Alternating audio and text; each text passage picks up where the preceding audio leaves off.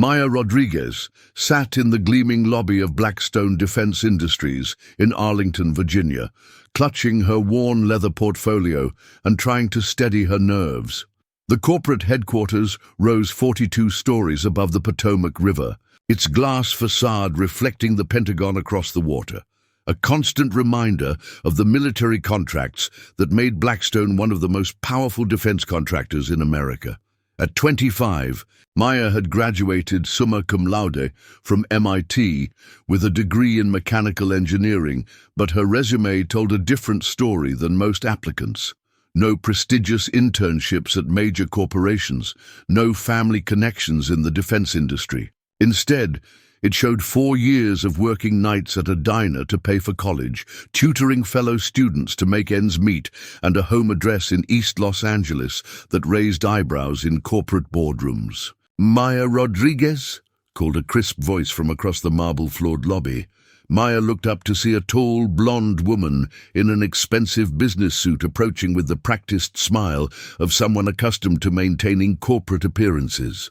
"I'm Jennifer Walsh, Mr. Blackstone's executive assistant. He's ready to see you now." Maya followed Jennifer through corridors lined with photographs of military aircraft, missiles, and defense systems that Blackstone had developed over its 50-year history. The company's motto, "Protecting freedom through innovation," was emblazoned, in gold letters on every wall. "Here's a tip," Jennifer whispered as they approached the executive suite. "Mr. Blackstone doesn't like to waste time. Be direct, be confident, and don't mention your scholarship status. He prefers to hire people who've earned their positions through merit, not assistance programs." Maya felt her cheeks flush. She had earned her MIT degree through merit. Maintaining a 3.97 GPA while working 30 hours a week wasn't assistance, it was determination. But she simply nodded and followed Jennifer into the corner office. Richard Blackstone III was exactly what Maya had expected from researching the company. A man in his early 60s with silver hair, a tailored suit that probably cost more than Maya's monthly rent, and the bearing of someone who had never doubted his place in the world.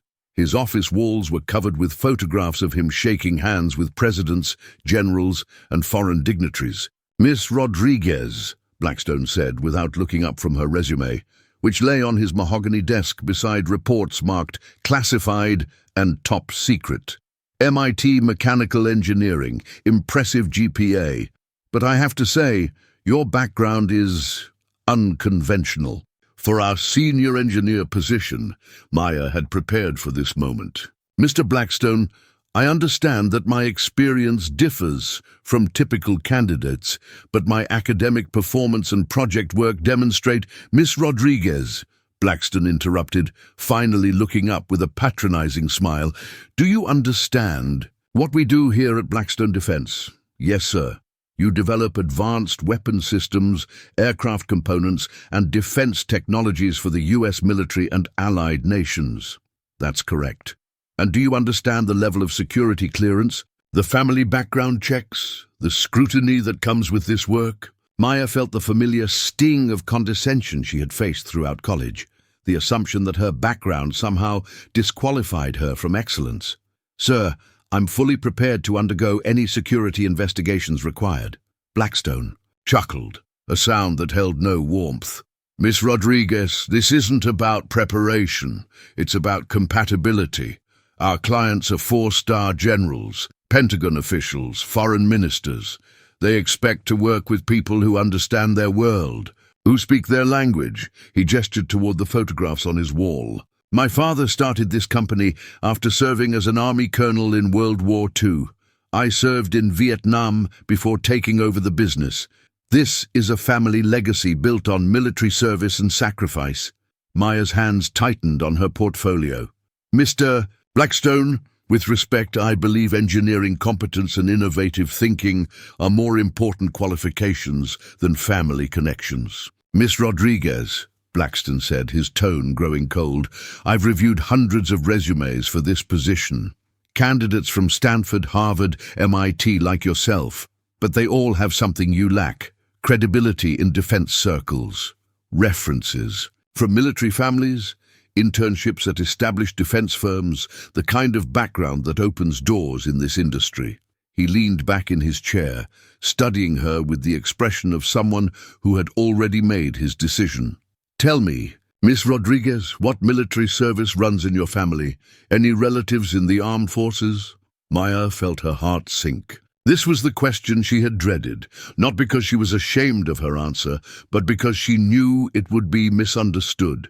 "My father served in the army," she said quietly. "Oh? What was his rank? Where did he serve?" Maya hesitated. Her father's military service was a subject that brought both immense pride and deep pain to her family. "He served in Afghanistan and Iraq, sir." "I see. Career military or just a short stint?" He made the ultimate sacrifice for his country, Mr. Blackstone." Blackstone's expression softened slightly, but his tone remained dismissive. "I'm sorry for your loss, Miss Rodriguez. Many families have made sacrifices, but I need someone who can walk into a Pentagon briefing room and command immediate respect from senior military officials." He stood up, clearly ending the interview. "I'll be honest with you. You're qualified on paper, but this position requires someone with the right background, the right connections, someone who understands how this world really works." Maya rose from her chair, feeling the familiar mixture of anger and disappointment that had motivated her through every obstacle in her life. "Mr. Blackstone, I believe I understand exactly how this world works. The question is whether it's working the way it should." Blackstone paused at her response, surprised by the steel in her voice. "Sir, you mentioned that your clients expect to work with people who speak their language.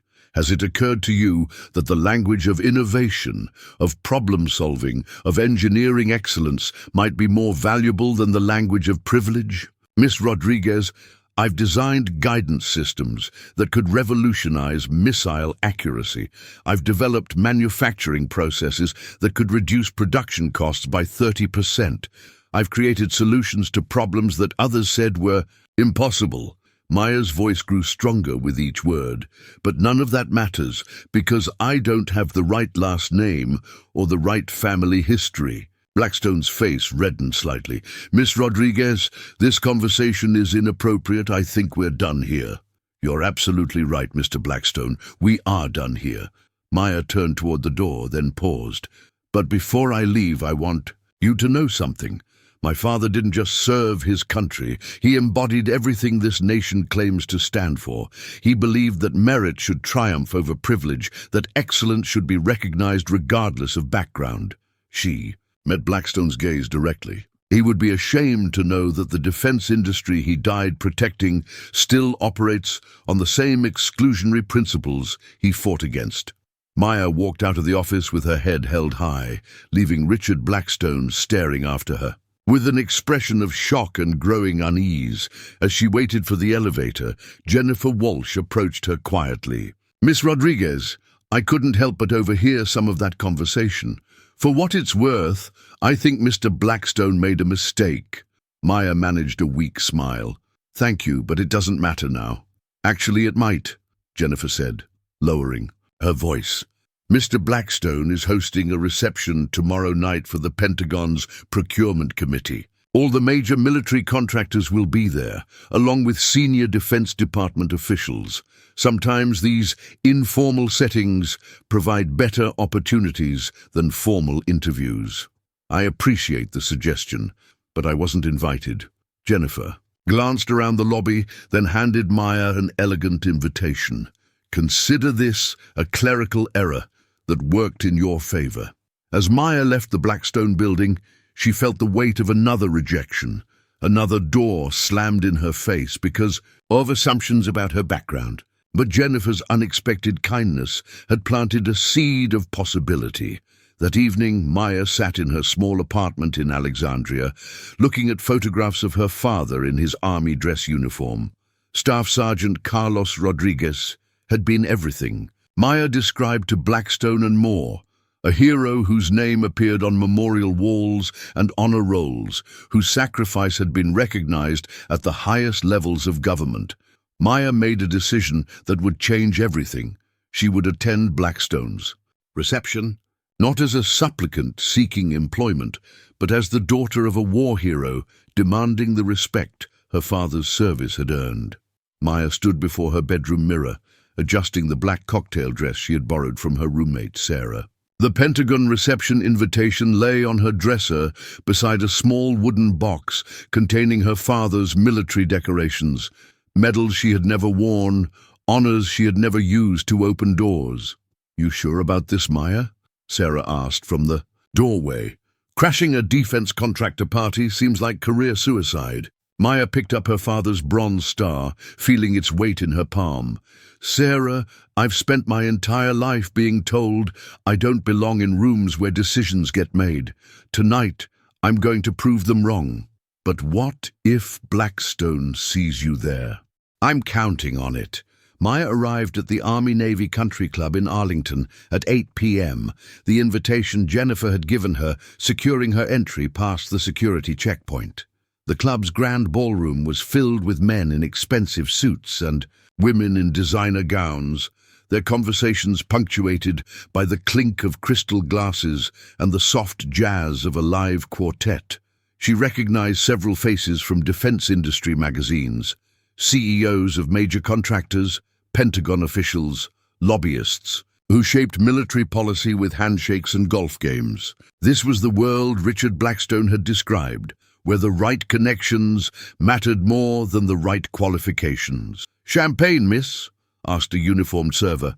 Maya accepted a glass and began circulating through the crowd, listening to conversations about contracts worth billions, decisions that would affect soldiers' lives, and technologies that would shape the future of warfare. "The new armored vehicle program is locked up," she overheard one executive saying to another. "Blackstone's got the inside track through his Pentagon connections."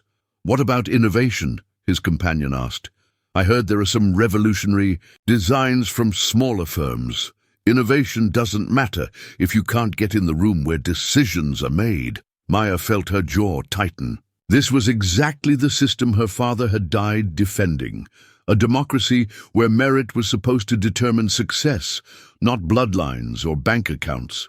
"Miss Rodriguez?" Maya turned to find a distinguished African-American man in his 60s approaching her. His posture and bearing immediately identified him as career military, though he wore a civilian tuxedo. "I'm General Marcus Washington, Army Chief of Staff. I couldn't help but notice you from across the room. You seem familiar." Maya's pulse quickened. General Washington was one of the most respected military leaders in the country, known for his integrity and commitment to excellence regardless of politics. "I don't believe we've met, General. Perhaps not directly, but I have an excellent memory for faces, especially in contexts like this. Are you in the defense industry?" Before Maya could answer, Richard Blackstone's voice boomed across their conversation. "General Washington, I see you've met one of tonight's party crashers." Blackstone approached with the confidence of someone accustomed to controlling every situation. "Miss Rodriguez here, interviewed with my company today. Apparently, she felt entitled to attend tonight's reception despite not receiving an invitation." Maya felt every eye in their immediate vicinity turn toward her. The conversations around them quieted as people sensed confrontation brewing. "Mr. Blackstone," Maya said calmly, "I received a proper invitation which I presented at the door." "From whom?" Blackstone demanded.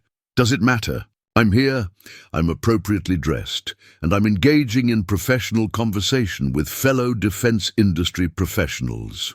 General Washington looked between them with growing interest. "Miss Rodriguez, what's your connection to the defense industry?"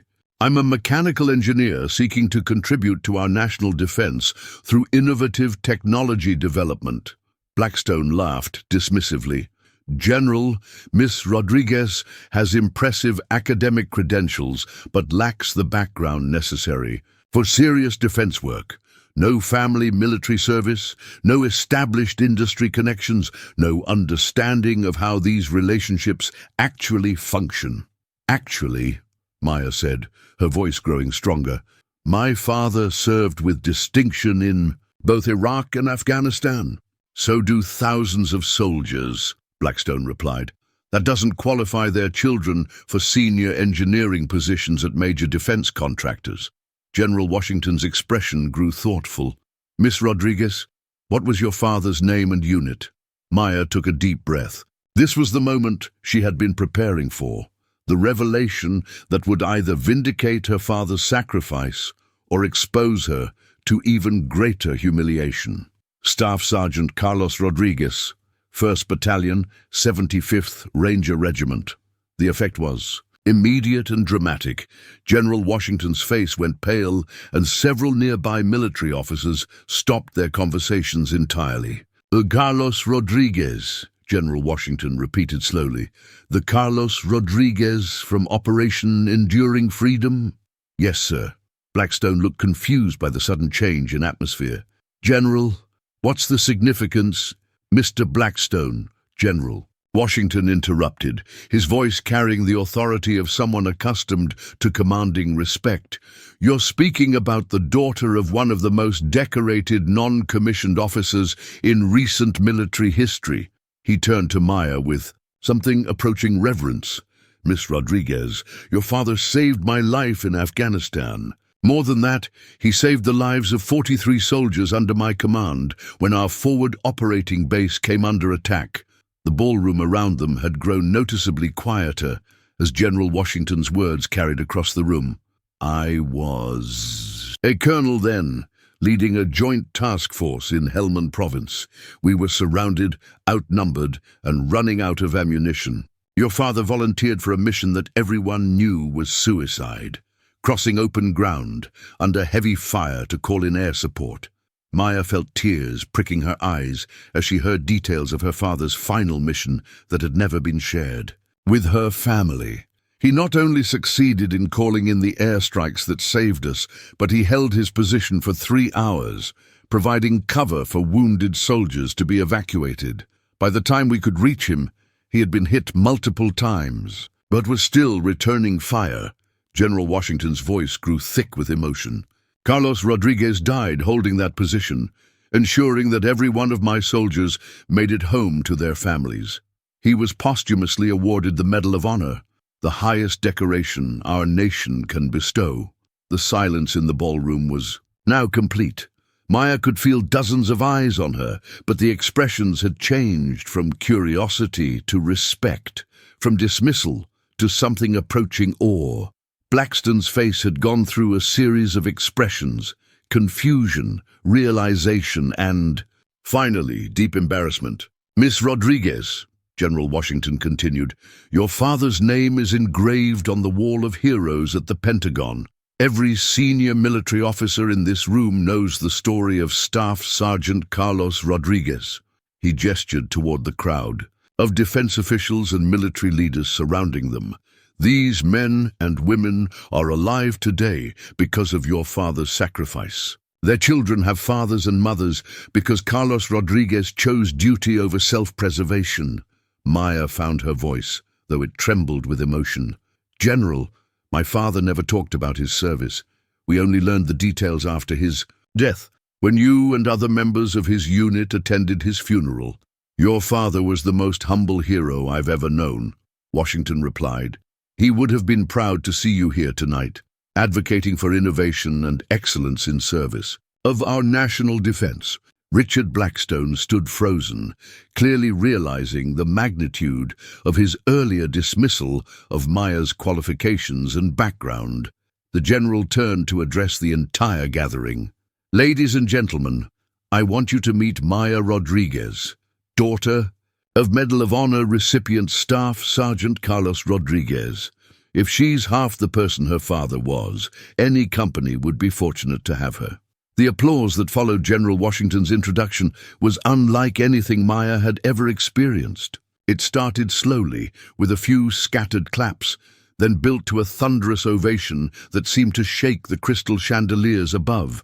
Military officers, defense executives, and Pentagon officials who moments before had been strangers were now looking at her with respect, admiration, and something approaching reverence. Maya stood frozen, overwhelmed by the sudden transformation from invisible job applicant to honored guest. She had spent her entire life being judged by her appearance, her address, her apparent lack of connections, never by the sacrifice that had shaped her very existence. Richard Blackstone appeared to be having his own moment of reckoning. His face had turned an alarming shade of red, and he was staring at Maya as if seeing her for the first time. "Miss Rodriguez," said a voice beside her. Maya turned to see Admiral Patricia Chen, the Navy's Chief of Naval Operations, extending her hand. "I served with your father in a joint operation in 2009. He was one of the finest soldiers I've ever worked with." "Thank you, Admiral," Maya replied, still struggling to process the evening's developments. "Your father saved more than just General Washington's unit that day," Admiral Chen continued. "The intelligence he gathered during that final mission led to operations that disrupted terrorist networks across the region. His sacrifice had strategic implications far beyond the immediate battle." Dr. James Morrison, the Pentagon's director of Defense Research and Engineering, joined their conversation. "Miss Rodriguez, I've been following your academic work through MIT's publications. Your research on advanced propulsion systems caught our attention months ago." Maya was stunned. "You know my work? The defense research community is smaller than you might think. Your thesis on hypersonic guidance systems was circulated at the highest levels. We've been wondering when you'd enter the defense industry." Across the room, Maya could see Richard Blackstone in animated conversation with several other defense contractors. His gestures were emphatic, and he kept glancing in her direction with an expression of growing panic. "Miss Rodriguez," General Washington said quietly, "I believe Mr. Blackstone would like to speak with you privately." Maya looked toward Blackstone, who was now approaching their group with the careful steps of someone walking through a minefield. "Miss Rodriguez," Blackstone began, his voice lacking its earlier confidence, "I believe there may have been some misunderstandings during our meeting today."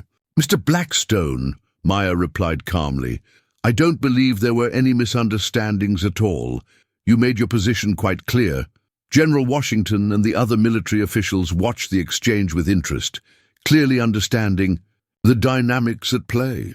Perhaps we could step aside for a moment," Blackstone suggested.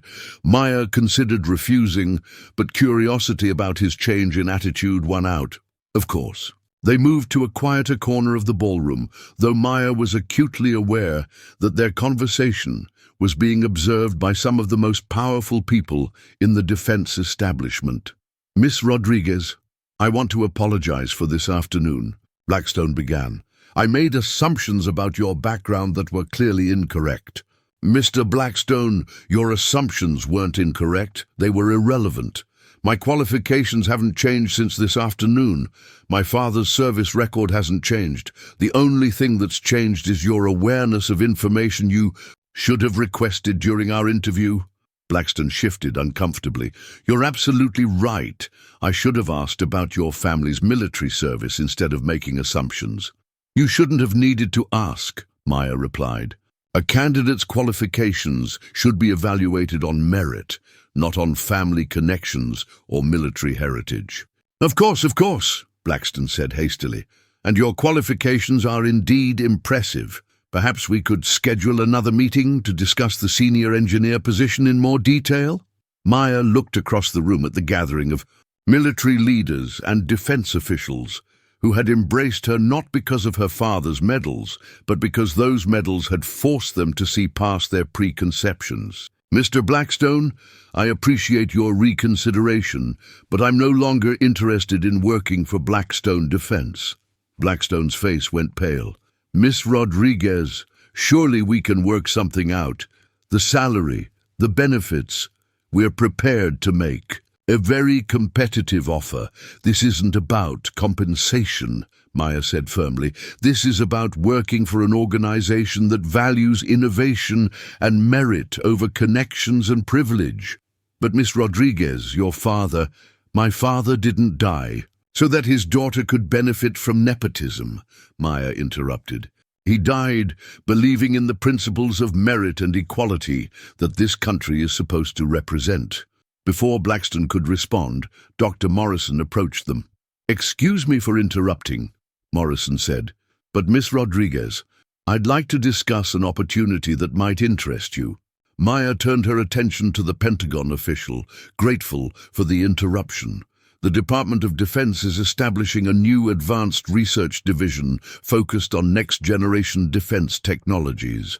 We're looking for brilliant engineers who can think outside traditional constraints.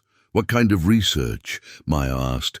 "Hypersonic vehicles, autonomous systems, directed energy weapons, technologies that will determine military superiority for the next 50 years. The position would involve leading a team of the best engineers in the country, with an unlimited budget and direct access to the highest levels of military leadership." Morrison glanced meaningfully at Blackstone. "More importantly, it's a position where advancement is based solely on results, not on background or connections." Maya felt her pulse quicken. This was the kind of opportunity she had dreamed of, a chance to work on cutting-edge technology that could genuinely serve her country's defense needs. "Dr. Morrison, I'm very interested in learning more." "Excellent. Why don't we set up a meeting for next week? I'd like to introduce you to the team you'd be working with." As Morrison walked away, Blackstone made one final attempt. "Miss Rodriguez, please reconsider. Blackstone Defense has been a leader in military technology for 5 decades. We can offer you opportunities that a government position simply can't match." Maya looked at him with a mixture of pity and resolve. "Mr. Blackstone, your company has been successful because you've had privileged access to the decision-makers and the financial resources to dominate markets. But innovation doesn't come from privilege. It comes from necessity, from hunger, from the drive to prove that excellence can emerge from anywhere." She gestured toward the gathering of military officials across the room. "My father didn't die defending a system that preserves advantages for the already advantaged. He died defending the idea that in America talent and determination should be enough. But surely family legacy matters. Family legacy matters when it inspires you to serve something greater than yourself," Maya said. "My father's legacy isn't his medals or his heroism. It's his belief that every person deserves the chance to contribute their best efforts to something meaningful." Maya started to walk away, then turned back to face Blackstone one final time. "Mr. Blackstone, your father may have built this company through military service, but he passed it to someone who doesn't understand what service actually means. You've confused privilege with patriotism, connections with competence." As Maya rejoined the group of military leaders, she felt a sense of liberation she had never experienced. For the first time in her life, she was being evaluated not for what she lacked, but for what she could contribute. The evening was far from over, and Maya suspected her real journey was just beginning. 3 weeks later, Maya sat in a secure conference room deep within the Pentagon, surrounded by some of the most classified technology development programs in American military history. The walls were lined with monitors, displaying everything from satellite imagery to technical specifications. For weapons systems that wouldn't be operational for another decade, Dr. Morrison had been true to his word. The Defense Advanced Research Projects Agency, DARPA position he'd offered wasn't just a job. It was an opportunity to shape the future of American military superiority. Maya had been given a security clearance that took most contractors years. To obtain access to unlimited research funding and a team of 12 of the brightest engineers and scientists in the country. "Dr. Rodriguez," said Colonel Jennifer Martinez, the military liaison for Maya's research division, "the hypersonic missile defense system you've designed has exceeded all performance projections. The Joint Chiefs want a full briefing next week." Maya looked up from the holographic display, showing her latest design, a guidance system that could track and intercept hypersonic weapons traveling at 15 times the speed of sound. It was technology that could revolutionize missile defense and potentially save millions of lives in future conflicts. "Colonel, I want to add one more component to the briefing," Maya said. I've been working on an additional application for the guidance system that could have significant humanitarian benefits. What kind of application? Maya manipulated the holographic display, showing how the same technology could be adapted for precision delivery of medical supplies and emergency aid in disaster zones. The guidance systems are so precise that we could deliver individual medical packages to specific GPS coordinates with accuracy measured in inches rather than meters. Field hospitals could receive critical supplies within minutes of request, even in active combat zones. Colonel Martinez studied the display with growing excitement. Dr. Rodriguez, this could save more lives than the weapons system itself. That was the intention, Colonel. Technology should serve humanity, not just destroy it. Maya's phone buzzed. With a text message from her mother. Mija, there's a reporter here asking questions about your father. Should I talk to him? Maya frowned. Her family had always maintained privacy about her father's service, sharing details only with close friends and never seeking publicity or attention. Excuse me, Colonel, I need to make a quick call. Maya stepped into a secure phone booth within the DARPA facility and called her mother. Mama, what kind of questions is this reporter asking? Maya, he says he's writing a story about defense contractors and military families. He knows about your job at the Pentagon, and he's asking about how your father's medals helped you get the position. Maya felt a cold knot forming in her stomach. What's his name? James Patterson, from the Washington Defense Reporter. He seems to know a lot about our family. Maya recognized the publication, a defense industry newsletter that specialized in insider information and occasionally published exposés about government contracting practices. Mama, don't talk to him. Don't answer any questions. I'll handle this. After ending the call, Maya immediately contacted DARPA's Public Affairs Office to report the inquiry. Within an hour, she was sitting across from General Washington in his Pentagon office, explaining the situation. General, I'm concerned that someone is trying to portray my position here as nepotism rather than merit-based selection. General Washington leaned back in his chair, his expression thoughtful. Maya, let me ask you something. Do you believe you received this position because of your father's service? No, sir. Dr. Morrison approached me because of my academic work and research capabilities. My father's service was revealed later during the reception. That's correct. In fact, I can show you something that might interest you. General Washington pulled out a classified folder and removed several documents. These are the original recommendations for the DARPA position. Your name appeared on the shortlist 3 months before the reception, based solely on your MIT research and academic performance. Maya studied the documents, feeling relief wash over her. So my selection was based on merit. Absolutely. But Maya, there's something else you should know about that reporter's inquiry. General Washington's expression grew serious. James, Patterson isn't just investigating your appointment.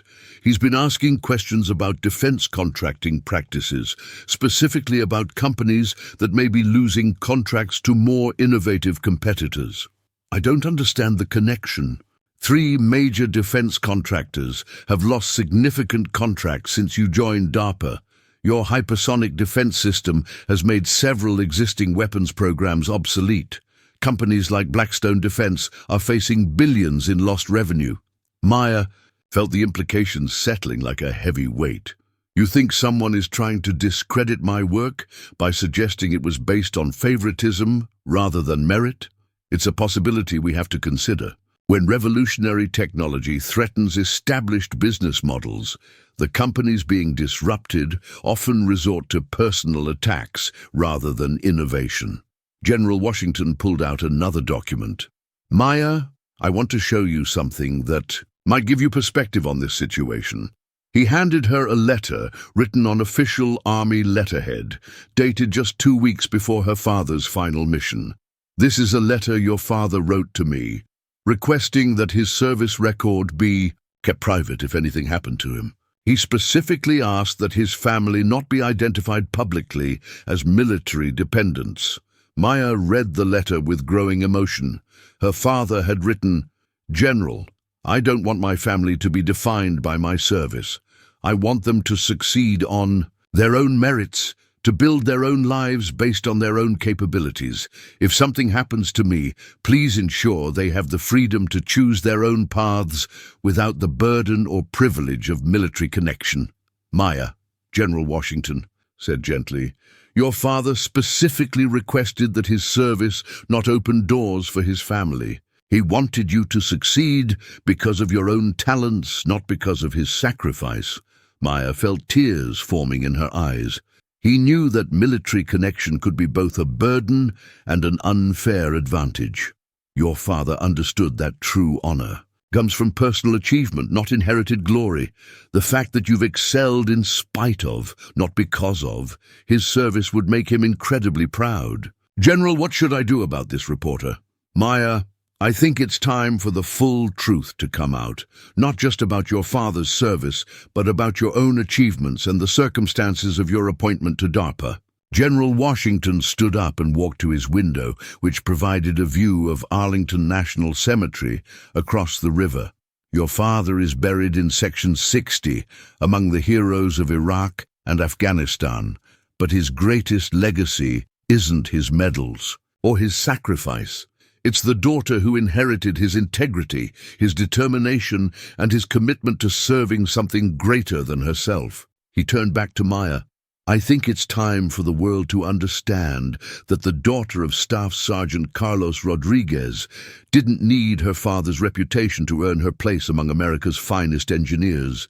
She earned it the same way he earned his medals, through excellence, dedication, and an unwavering commitment to protecting the people she serves. Maya felt a sense of clarity and purpose that had been building since that first confrontation with Richard Blackstone. Her father's service had given her inspiration and values, but her own capabilities had carried her to this moment. General, I'd like to hold a press conference. I want to address these questions directly and publicly. Are you sure you're ready for that level of scrutiny? Maya smiled, thinking of her father's final letter and his belief in her ability to succeed on her own merits. General, I've been ready my entire life. The Pentagon briefing room was packed with reporters, defense industry analysts, and military officials as Maya approached the podium. Camera crews from major networks had set up their equipment, and the assembled crowd represented the most comprehensive gathering of defense media in recent memory. General Washington stood at the back of the room, offering a reassuring nod as Maya adjusted the microphone.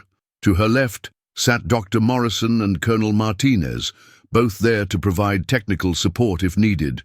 But Maya knew this moment required her to speak for herself in her own words about the journey that had brought her to this point. Ladies and gentlemen, thank you for being here today. I'm Dr. Maya Rodriguez, Senior Research Engineer with the Defense Advanced Research Projects Agency.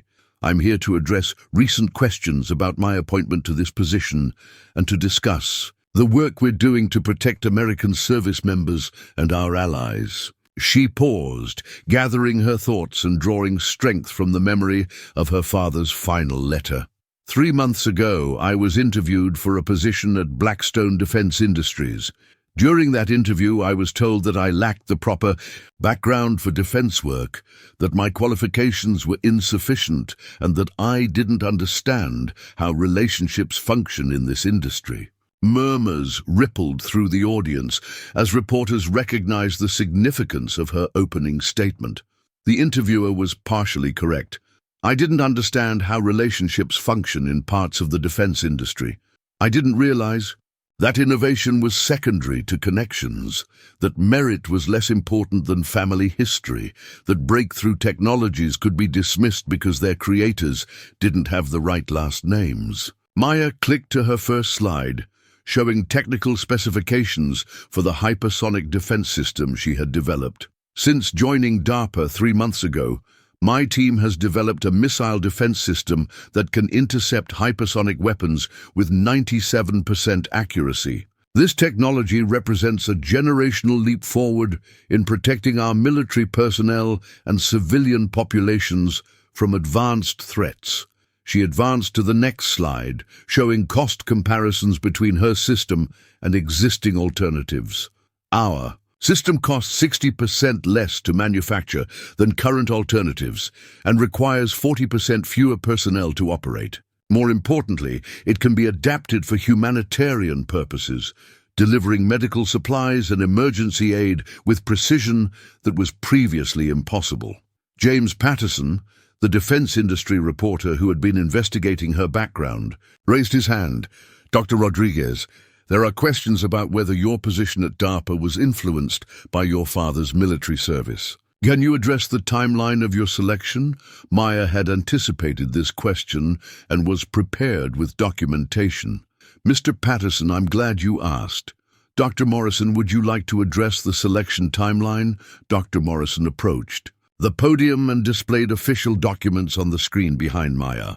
Dr. Rodriguez was identified as a candidate for the DARPA position based on her academic research, specifically her MIT thesis on hypersonic guidance systems.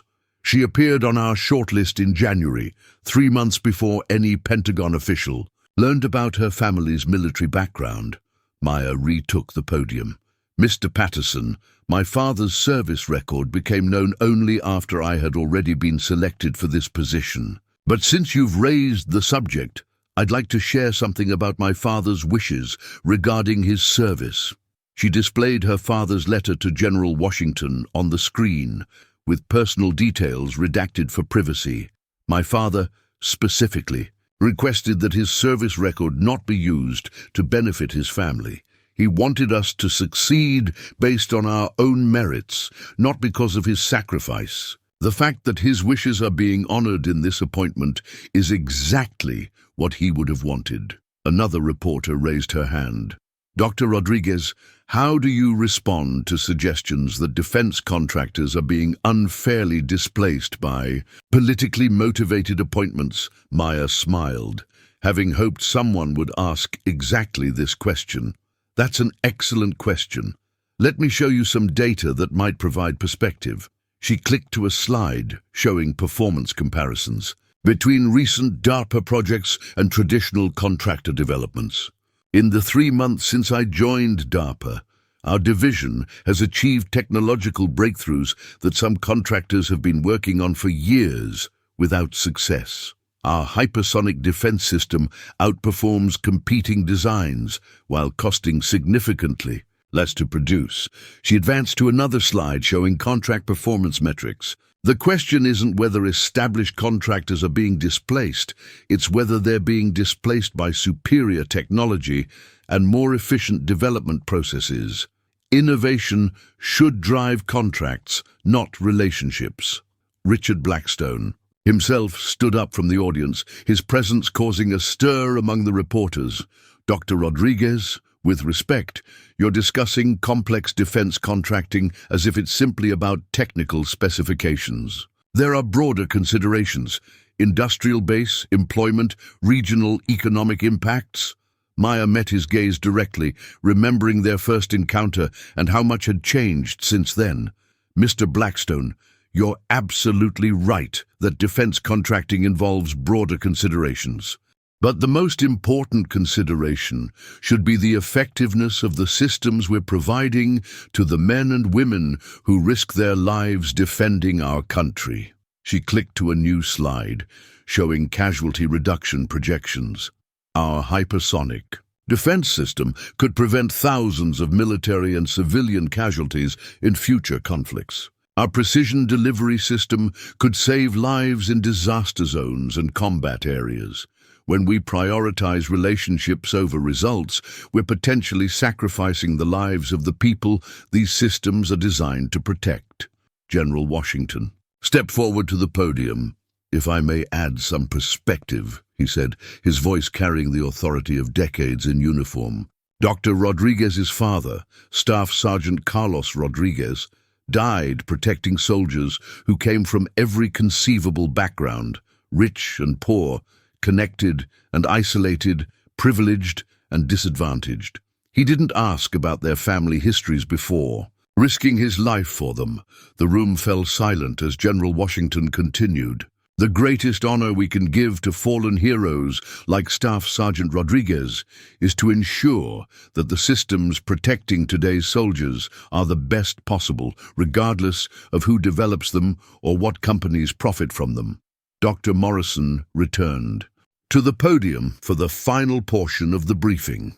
Ladies and gentlemen, I want to address the broader implications of Dr. Rodriguez's work.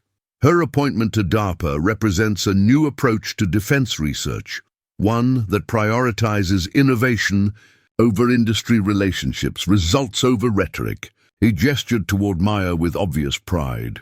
Dr. Rodriguez has demonstrated that breakthrough technologies can come from unexpected sources, that the next generation of defense innovations will be developed by people who understand both the technical challenges and the human cost of failure. Maya stepped back to the podium for her closing statement. 3 months ago, I was told that I didn't belong in the defense industry because I lacked the right connections. Today, I'm here because innovation doesn't require permission from established powers.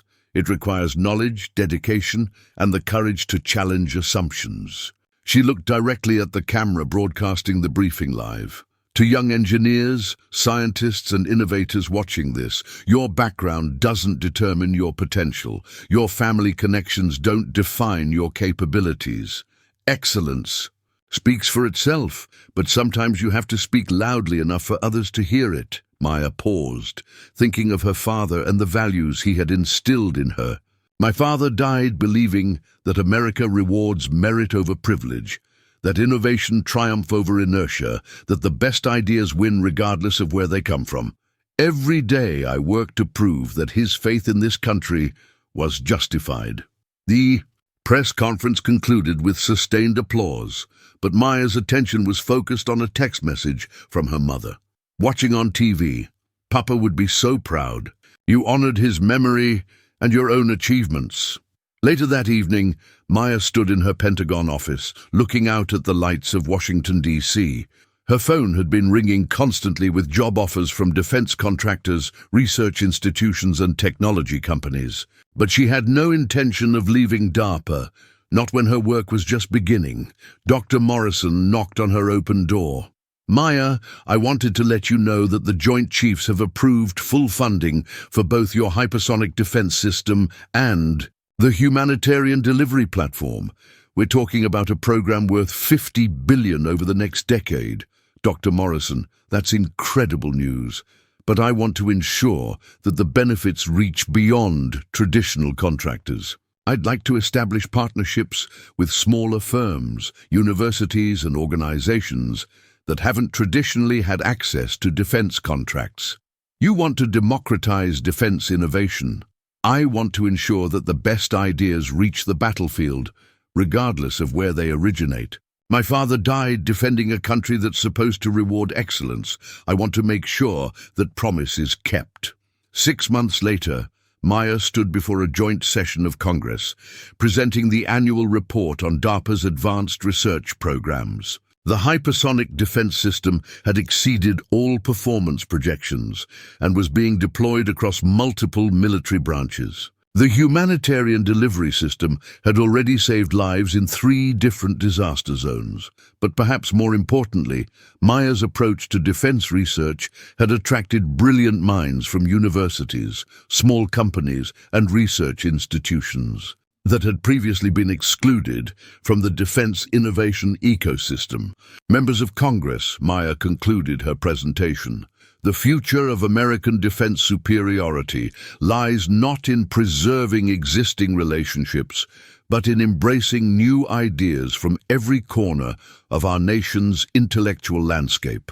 As she left the Capitol building, Maya passed the Vietnam War Memorial, where her father's name wasn't inscribed, but whose sacrifice was honored alongside thousands of other heroes. She thought about the journey that had brought her from a rejected job applicant to one of the most influential voices in American defense technology.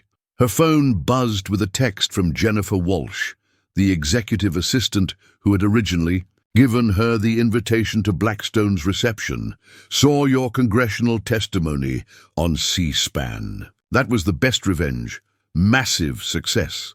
Maya smiled as she typed back, "It wasn't revenge, it was validation that excellence doesn't need permission to succeed."